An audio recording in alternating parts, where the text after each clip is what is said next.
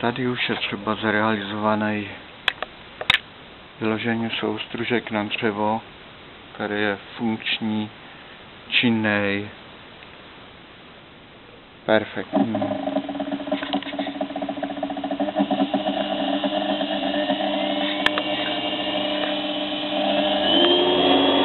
Není otáčky, jakýkoliv.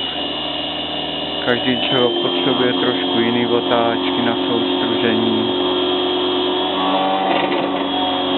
Potom na hlazení, na broušení. A to se dá perfektně tímhle motorkem udělat.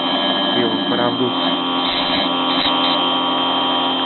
otáčky jsou tvrdý, nepoklesávají.